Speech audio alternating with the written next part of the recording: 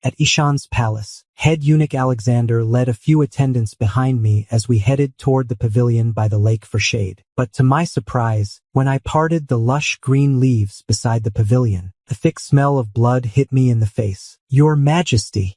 Watch out! What's going on here?" The guards surged forward, forming a tight ring around the spot. What met my eyes was a pair of eyes, tightly clenched yet sharp as knives, stark black and white, below them a straight nose and a pointed chin, thin lips pressed into a bloodless line, faint traces of dried crimson clinging to the edges. A young man, covered in wounds, wearing red from head to toe, stood out like a blade wrapped in silk. Breathtakingly beautiful, fiercely dangerous, he glared at me, wary and tense. "Humans, get lost." Alexander's high-pitched voice snapped out, furious at the insolence before the emperor. I told him to shut up. I lifted my robe, stepped forward toward the boy. His teeth sank into his lip until blood welled, knuckles white and raw from trying to push himself upright. His hands torn open, flesh peeling back. His gaze turned darker, sharper, like he'd tear me apart if I took one more step. For some reason, I felt a pang. "Don't be afraid," I said. "I'm the emperor, and emperors care for their people." Then I stepped back, keeping just enough distance to make him feel safe. I offered my hand. His eyes flicked from my fingers to my face, full of distrust and mockery. "Emperor," he spat, "what do you want? I can't stand seeing one of my subjects suffer." I narrowed my eyes, flashing a smile that was all innocence. I knew I looked good, had always known it, but he just spat blood right in my face. "One more time. Get the hell away from me." Tough guy, no doubt, but clearly broken inside, badly hurt. We stood frozen in silence. A bead of sweat trickled down his temple, catching the sun as it fell. The summer heat pressed in. Cicadas screamed through the palace grounds like a fever dream. My gaze locked with his, and for the first time, I tasted pain. "What if I don't?" The moment the words left my mouth, his brow knotted, breath hitched, then he collapsed without warning. Even in unconsciousness, one last glare burned into me. Pure warning, raw and unbroken. "That's something. Your Majesty, should we bring him in for questioning by the Dali Temple?" I kicked him lightly, my smile still soft on my face. "Dali Temple? Forget that. Get him settled in the West Annex and send the imperial physicians to treat his wounds." Alexander looked bewildered but didn't dare argue. Imperial power is absolute. In the Dacian dynasty, my word is law. Didn't expect it. Next morning, someone came to see me. "Your Majesty has truly changed. It's a blessing for the Dacian dynasty." The Grand Tutor, with tears streaming down his face, knelt and looked at me, praising my achievements in the past 2 years. Lingnan's miasma, Yellow River floods, the Tianmen upheaval.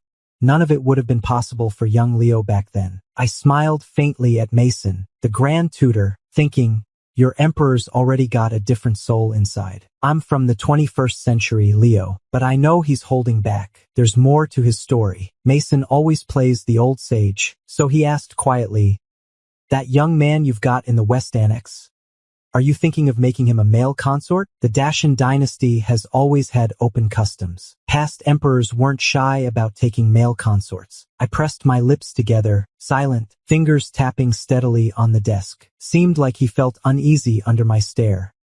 Mason stood up to leave. "Forgive me, Your Majesty. I've overstepped. It's fine. You're getting old. Try not to worry so much in the future." He fears I'll actually take a male consort and sink into pleasure. After all, everyone in court already knows. The emperor brought back a stunning young man from the palace. After Mason left, I took Alexander to the West Annex. The boy still hadn't woken up. His face was delicate, almost too fragile. His wounds made him look like something that could break at a touch. He snapped awake as soon as he sensed me nearby. "The book I came from, it's a BL novel." The 2 male leads were celestial immortals, perfect in every way, with spotless reputations. I'd made up my mind not to get tangled in any of this nonsense, so I threw myself into state affairs every day, determined to be a decent emperor, far too focused on duty to care about getting dragged back into the original plot. Thinking back to that injured boy forcing himself to stay upright despite his weakness, I couldn't help but picture my little wolf from before I'd come here. I wonder if he's still out there. No one to look after him now. The thought hit me hard. I stepped closer, ran a hand over his cheek, and teased, "So many scars you've got? Took quite a bit of coin to heal you up. How are you gonna repay me?" His face was cold under my palm. I met his gaze, those sharp, bloodshot eyes full of suspicion and venom. He looked even more like my old wolf now. In the hall, calming incense burned low. A maid handed me ointment. "The young lord needs his wounds treated." I narrowed my eyes at him. "Your scars are mostly on your back. Clothes off. Easier to apply the salve." The words barely left my mouth before his eyes flashed with crimson, his voice cracking into something raw and furious. As if daring me to touch him, he'd rip through anyone who tried. I exhaled sharply, waved the servants out, then stepped back myself. The room was empty now except for him and a few jars of herbs. Alexander had poked a hole in the window paper and was staring at me with that long-suffering look. Face all written, "Peaking's not noble." Inside the hall, the boy was rubbing ointment onto his back, crisscrossed with whip marks. I watched for a moment, then suddenly couldn't help it. I shoved the door open hard. Well, timing's terrible on this entrance. Disgraceful. Is this how human emperors behave? He spun around, face flushed, and then something caught in my chest. There, on his shoulder blade, a blooming peony tattoo. The mark of the book's second lead. The guy was the heir to the demon clan, a tragedy from birth. His whole life had been pain. That flower? It wasn't chosen, it was carved into him by force, made with water from the demon sea's deepest abyss. A single drop on your skin, and you burn alive inside, forever. So right now he was suffering through that agony too. "Your Majesty?" Alexander called out when I froze up. My gut told me there was no mistake. This was John, the future demon sovereign. Back when I first read the book, I actually felt sorry for him. His whole life was a mess. Lost his mom as a kid, bullied by all his brothers, even taken by Oliver, the father's friend, for something twisted, just 'cause he was too good looking. Now stuck in the human world. Probably escaped after blowing out his own cultivation core. Ruined himself to get away from that monster Oliver. In the original story, John survived 20 years on Earth, barely scraping by, until he finally ran into the main character, who'd come down to face their karma. With help from that guy, he found Snowgrass, cleared his block channels, and shot straight back up in power. Soon became the terrifying demon lord feared across realms, but soft only for one person. The main character. Thinking about it, I couldn't help but feel sorry for him. Not a single ounce of mockery left in me now. A boy like that, so beautiful, so pure, after 2 decades of hell on Earth, he'd be colder than ice when he returned to the demon realm. For the 20 years before John met the protagonist, the love interest in the human world, he was trapped in Nanfeng. In order not to submit to men, he disfigured himself. I let out a silent breath of relief. Thank God I found him first. Then I glanced again at this striking, dangerous beauty and whispered under my breath, "This kind of face. Destroying it would be a crime. He won't meet the main character for another 20 years. I guess keeping him around isn't such a bad idea." In the book, John was always on edge. Hated having servants nearby. So I waved everyone away again and walked straight to the bed where that broken boy lay, bruises all over him. Alexander stood outside, heart pounding. He'd warned me this kid was too full of rage, afraid he'd hurt me. I wasn't some weakling before the switch. I trained in kickboxing. Now, facing a guy with no power and half dead? No fear at all. "You slimy human. Stay back," he hissed, flinching as I approached, but too injured to do anything about it. I reached out and took hold of his hand, still rubbing ointment on his wounds. The skin beneath my fingers was surprisingly tight. I mentally noted, body's in damn good shape, though the back trembled faintly under my touch. I secretly marveled at his good physical condition, though his back was trembling slightly. His clenched fist shot out fast, trying to punch me. But I caught it midair without effort. Looking at those eyes so close, deep and dark with defiance and fear, it sent a chill straight through me. I released my grip on him with a quiet murmur. "Don't be afraid. You've got that old soul look. Someone from the past. I can't bear to see you die, and I'm done playing games." Of course, it was just something I made up on the spot. But honestly, it wasn't far off. That stubborn pride. He really did remind me of that little wolf I'd rescued years ago. What past? We've never met. His voice trembled with suspicion and fear, probably wondering if this so-called familiar face was just another one of those demons who'd tortured him. I gave his tense back a light pat, smiling softly. I once raised a little wolf. You two are uncannily alike. His dark eyes flashed with sudden anger, and beneath it, something like shame. You dare compare me to an animal? He tried to lunge forward, fists clenched. But I held both hands tight, and no matter how hard he struggled, he couldn't break free. His ears turned red with frustration. Couldn't help but chuckle. The future dark sovereign, still so undeniably young and utterly endearing, truly pitiful and utterly charming. I'll let you go. Just promise not to strike again. I won't hurt you. I coaxed him gently, letting the weight of my words sink in. If I'd wanted him dead, I wouldn't have saved him in the first place. I'll keep you for 20 years. Enough time to heal. After that, you're free to go. He stayed silent, didn't raise his hands again, but the wound on his back still pulsed in my sight.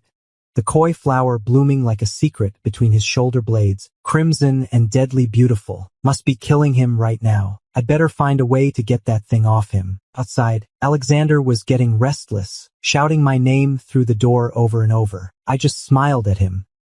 This boy's wary eyes now flickering with something softer, almost surrendering. Then he spat out a bitter laugh. Right now, I'm powerless. Even if you were emperor and decided to kill me or eat me, I'd have no choice. Then stay.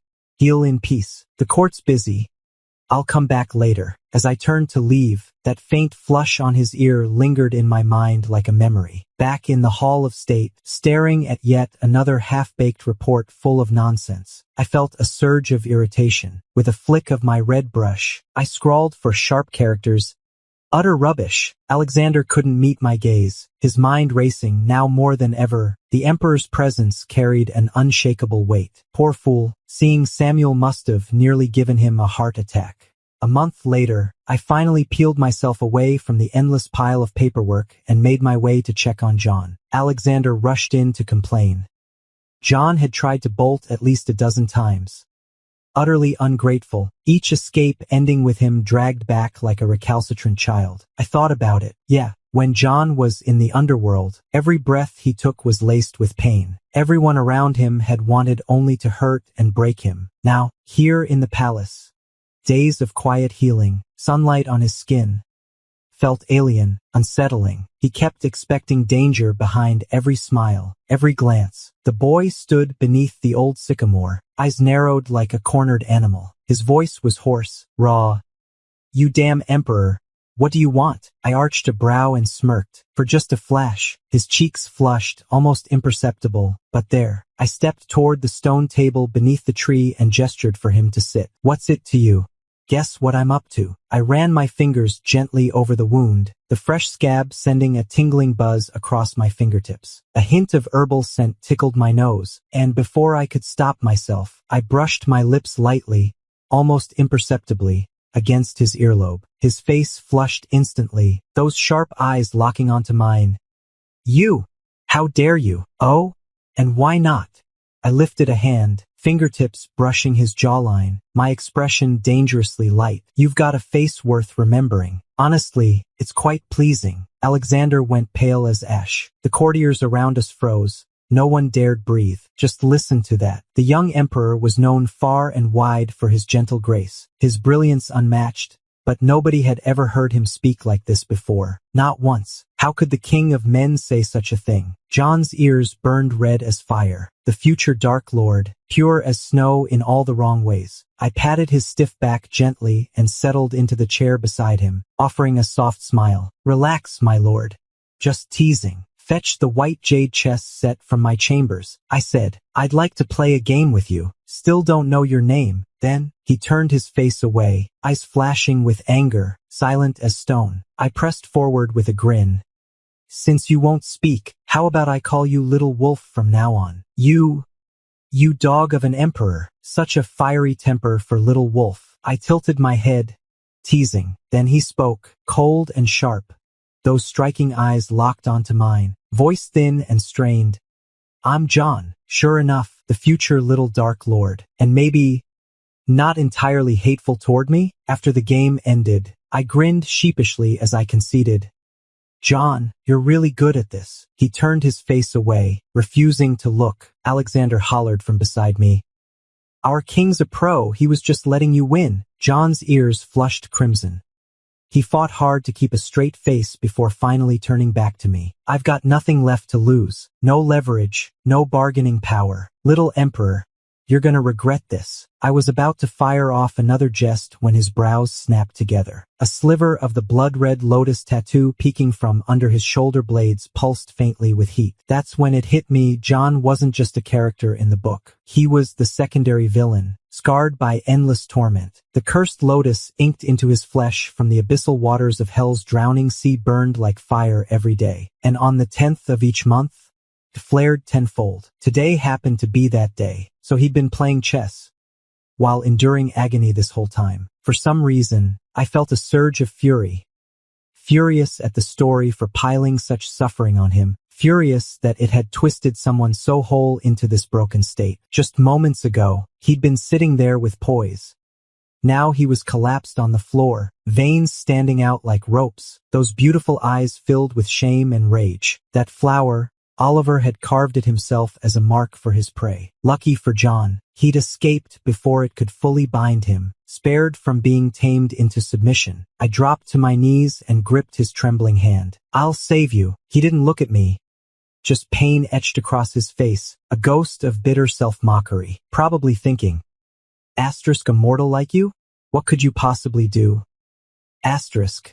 I signaled for my closest advisors and asked about Snowgrass's whereabouts. In the original book, the Snowgrass John was after was supposed to be in the mortal realm, but I didn't pay close attention back then, and now I can't for the life of me remember where exactly it is. Looking at my expressionless face, the Grand Tutor, Mason, had a few flickers in his eyes. I do know that this thing is in the hands of Master Snowfield. Unfortunately, this monk is rather unpredictable. He's long declared that even if it's the Emperor who wants to get the Snowgrass, they have to exchange it with the most precious thing they have. So that's why John was so protective of him in the story. Apparently, the guy gave up everything just to get the Snowgrass and save his life. Alexander paced nervously, leaning close to whisper in my ear.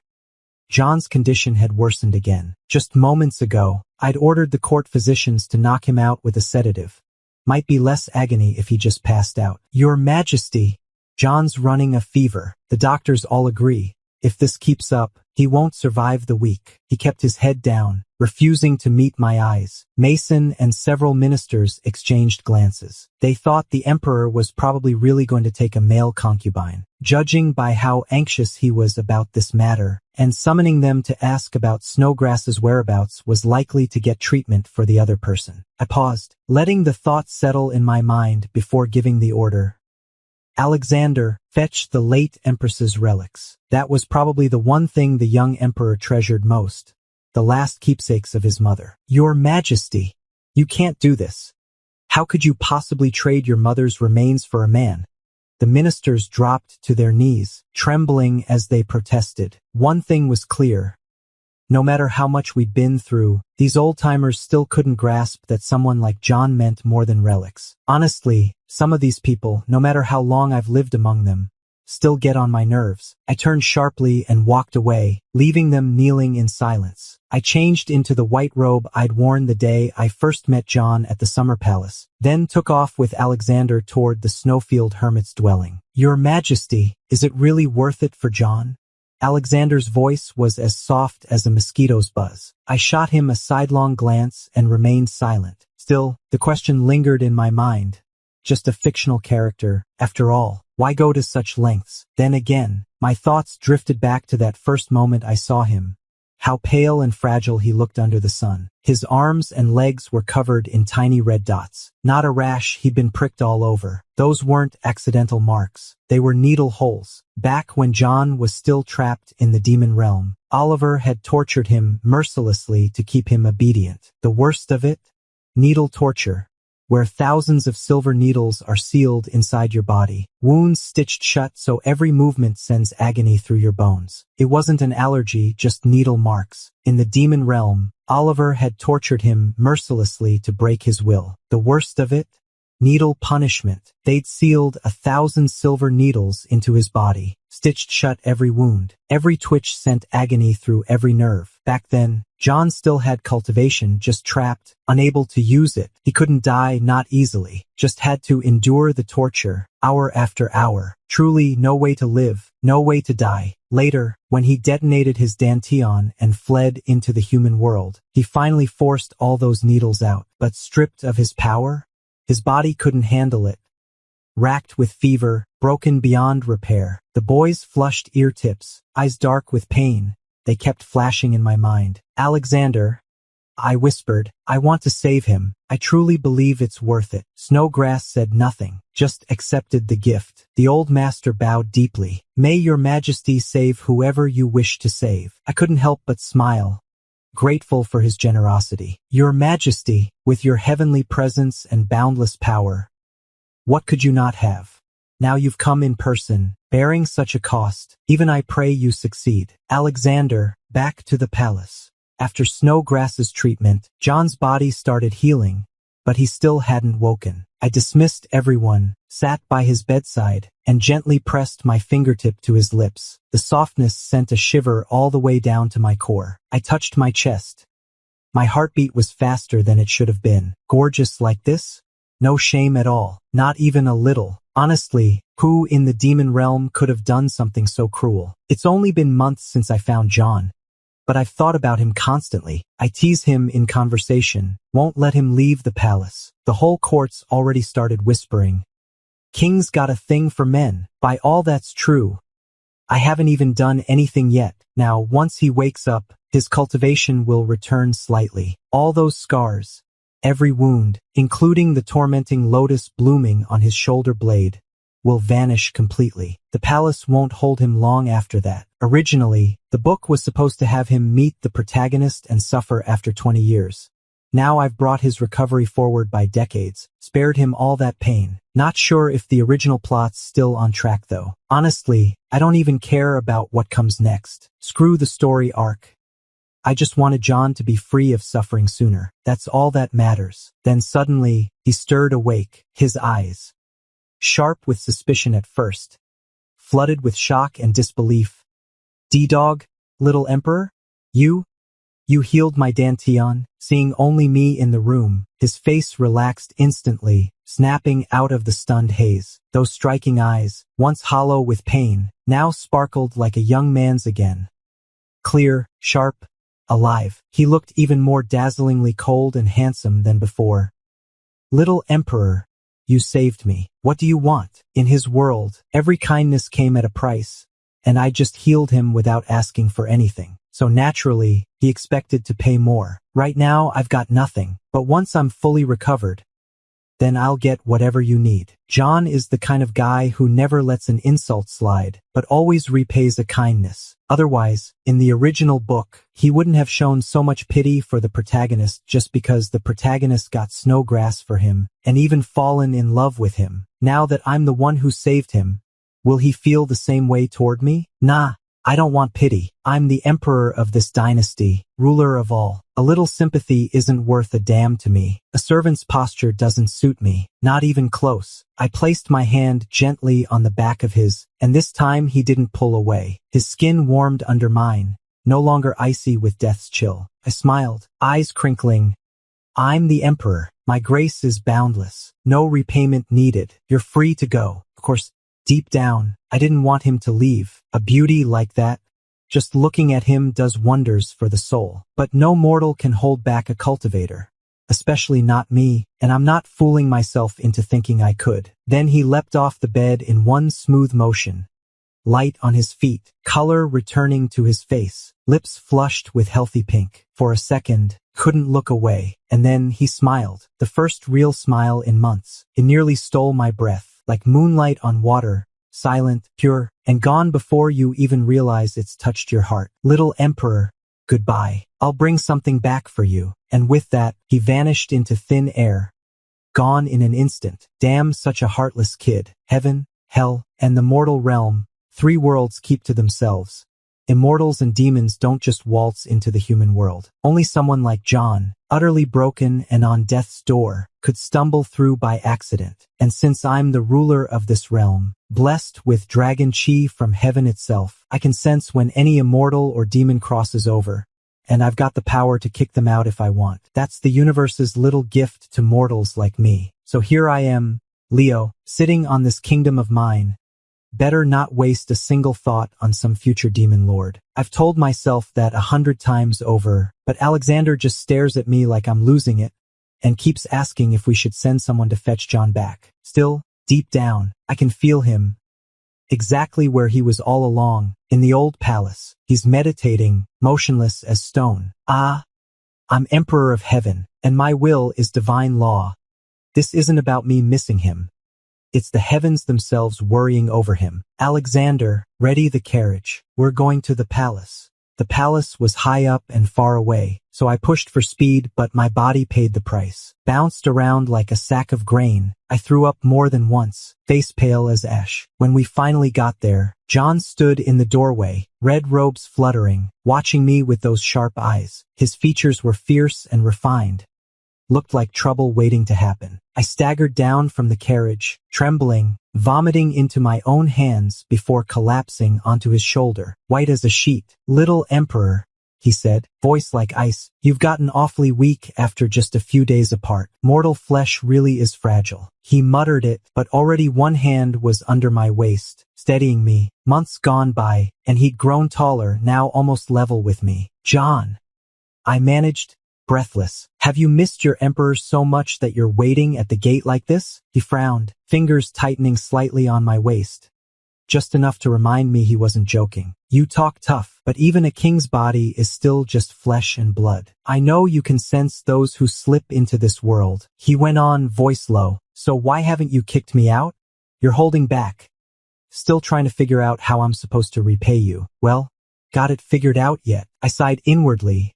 Really, he had no heart at all. I traveled all the way here just to see him, and he still thought I had some ulterior motive. Thinking that, I leaned into him and sank onto the bench by the pavilion where we'd first met, my breath ragged against his ear. His neck flushed ever so slightly, just enough to catch my eye. I tilted my face toward those thin lips, suddenly dry-mouthed, and before I could stop myself, the words slipped out. "The palace is cold and empty. No one to drink with me. Stay by my side for 19 years. Would that be all right?" Why 19? It was exactly 19 years until he'd meet the one he truly loved. He turned to look at me, his eyes dark and unreadable, but the flush creeping up his cheeks gave him away. We stared each other down for a long moment. Then I coughed dramatically, like a frail old man about to collapse, my eyes brimming with tears as I gazed at him. Alexander huffed beside me.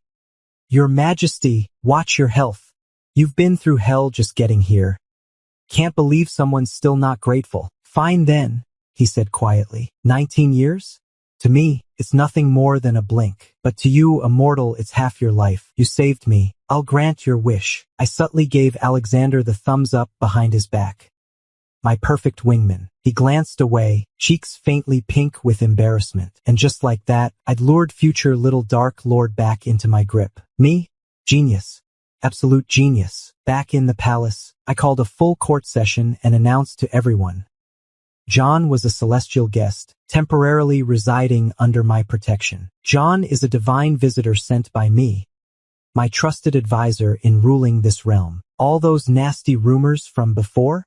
Forgotten. If anyone dares spread another whisper, the consequences, well, let's just say they won't be pleasant. I sat high on the throne, John beside me, staring at me as if he'd never seen me before, like he was discovering me for the first time. "Oh yeah, that's right. Watch your Prince Charm work its magic." The ministers all bowed and agreed, their eyes now full of respect when they looked at John. Not like he was some fickle favorite, but someone worthy. I finally got it. Maybe I actually liked him, and if that was true, then I sure as hell wasn't letting the court see him as just a fancy boy toy. In the demon realm, no one honored or loved him, but here, This was my world, so of course I'd give him every bit of dignity he deserved. After that day, John stopped flinching whenever I called him John. He started answering me every time. His smile had grown noticeably warmer, and he even began sharing stories about his childhood in the demon realm, though never mentioning the humiliations he'd endured. Only then did I realize how much he'd once searched for tiny flickers of joy amid endless suffering. Thinking back on what he'd suffered in the original story, my heart ached with a dull, persistent throb. But seeing him laugh now, I couldn't help but believe that fate had brought me here, into this world, just to save him. Time slipped by unnoticed. 10 years had passed in silence. In those 10 years, he'd traveled with me through Jiangnan, braved the wilds of the West, even risked his life to retrieve rare elixirs said to extend longevity. I urged him to use them for himself, to deepen his cultivation, but each time, he refused with that stubborn gentleness. "Your Majesty, mortals are frail. You should take these. They'll keep you strong." I was lost in it all, completely and irrevocably. This year, I turned 30, the age of manhood, but his face hadn't aged a day. "John," I murmured, glancing at him, "am I getting old? Do I look worse now?" He stood beside me, hands clasped behind his back, his sharp features alight with amusement. "My emperor, you're still the most radiant man alive. Who could ever compare?" Then suddenly, he leaned in close, his eyes, once so cold and piercing, now glowing with quiet tenderness. "Little emperor, you're not old. You're just getting better looking." The wind howled through the trees, whipping at our robes, but all I could hear was the thunderous drumbeat of my own heartbeat in my ears. Back when I hadn't been reborn into this world, I cared for nothing, lived only to play and drift through life. And now, I'd fallen for a man. Well, what does it matter? Life's short. Why not live as you please? But Alexander and Chancellor Mason were growing increasingly worried, day after day. "Your Majesty," Mason said stiffly, meeting my gaze with a stubborn set to his jaw. "I can see what you're hiding." But John, his face hasn't changed in decades. He's not even from your world. Alexander nodded beside him. I looked at their weathered faces and thought, it's been over 10 years. People age. That's just how life works. "You're right," I said quietly. "Humans, we're not the same as spirits. I understand now. He and I were never meant to be on the same path." And with that, I walked alone into the imperial garden. Spring had arrived, flowers in full bloom, the garden lush with green, yet my heart felt ice cold. John was always meant to fall for the protagonist, the chosen one, and what was I? Just a fleeting visitor from another world. Then again, I'd be dead soon anyway. Book said I'd die of a sudden heart attack at 31. 3 months left. That's all. So what if I wanted one last taste of pleasure before the end? Thinking that, I stormed into John's chambers under broad daylight. He was seated in meditation, lips pressed together, face flushed with healthy color. I swallowed hard. He knew it was me. Didn't open his eyes, but didn't seem worried at all. I crept closer, until the delicate curve of his lashes was sharp in my view, his smooth cheeks almost hypnotic, that soft mouth. I couldn't help wondering what it would feel like to kiss it. I stared so long the night had crept in through the window. I couldn't hold back anymore, and leaned in suddenly, pressing my lips to his, soft, just like I'd imagined. Before I could even savor it, he opened his eyes, staring at me, stunned. I bolted out like a coward. Honestly, what a loser. Good thing you're still the emperor or this would be embarrassing. 10 years on the throne, everyone bowed to my authority.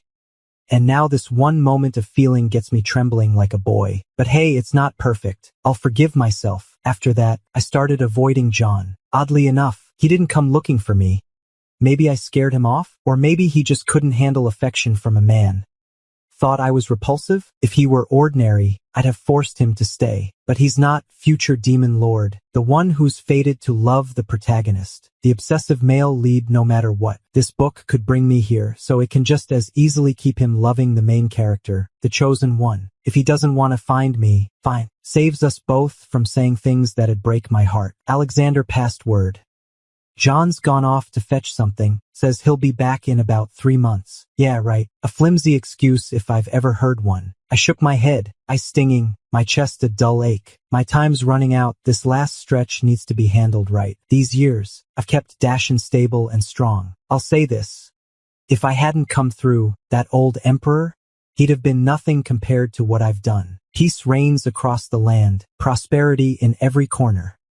Everyone praises Emperor Leo for his wisdom, his care for the people, a ruler truly rare and worthy, and I won't let them down. Not now. In these final months, I quietly tested dozens, finally chose one I believe can carry the throne. Told him straight, if I die, he takes over. He dropped to his knees, eyes red with tears, swearing on his life he'd protect Dashan's people and preserve this peace. He wouldn't fail me. I forced a weak smile across my pale face, then turned toward the vast, open sky. Even Alexander got shooed away. His lost look almost made me laugh. Crying? Don't bother. I'll be watching from beyond the grave. So don't slack off. Now, keep serving the new emperor like you should. Won't your majesty wait for John? He's coming back tomorrow? Tears streamed down his face as he mentioned John. I chuckled softly. Of course I wanted to wait, but fate made it clear. My time's up today, no more stalling. Besides, does John really want to see me? He won't be long before he meets his destined one. The one he truly loves. Not me.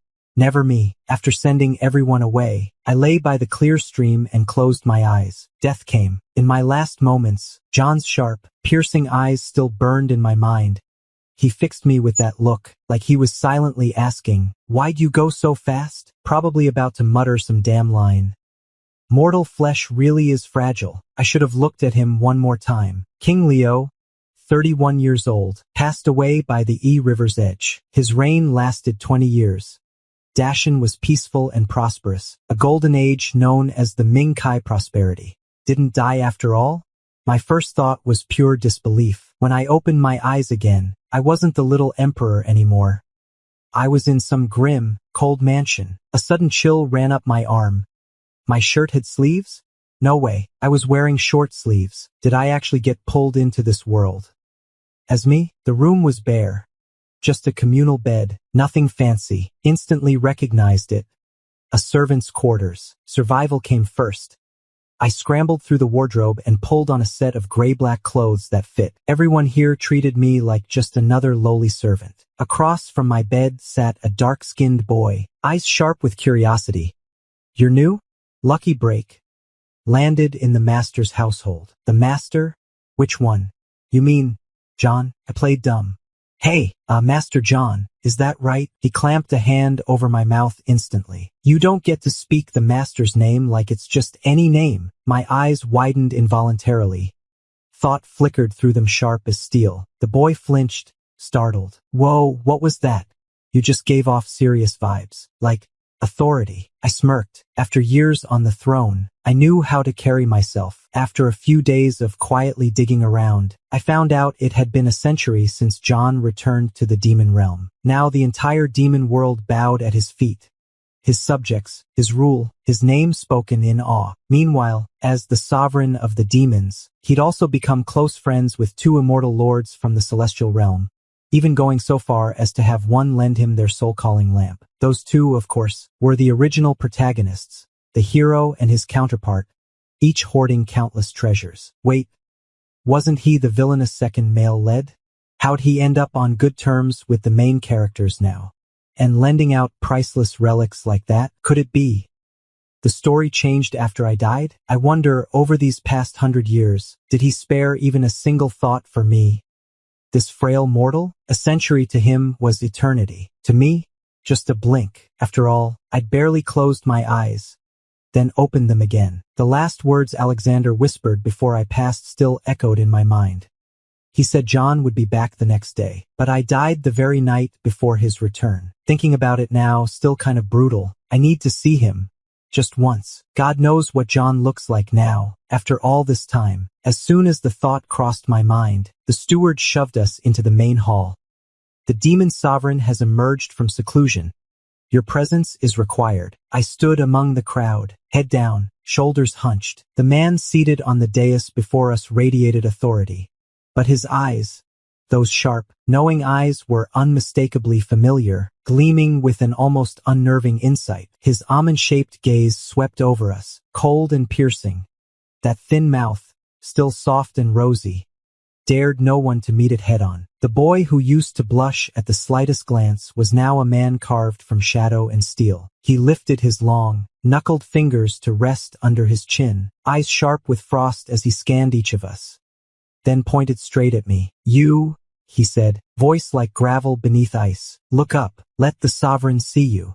My face wasn't identical to that of the little emperor I'd become, but the aura was close enough. If John had ever paid much attention to the boy he once ruled over, it wouldn't take him long to recognize me. I lifted my head, then locked eyes with a depth so dark, felt like staring into a storm at sea, waves crashing behind those pupils. The fingers pinching my chin involuntarily tightened. His eyes quivered, then suddenly let go. Did you know me in the past? A lowly servant like me? Hardly worthy of knowing someone as highborn as you. I dipped my head, hiding the storm behind my eyes. I wanted to ask him, "Do you remember the little emperor? Do you remember Leo?" But I couldn't. I was afraid, what if he'd fallen for the protagonist now? 100 years is too long to risk it, too long to say my name aloud. Love makes you scared. After hearing my reply, those dark eyes studied me again, slow and deep. I didn't dare look up. "Get out." Before bed, the boy in the next cot told me I'd nearly scared him half to death today.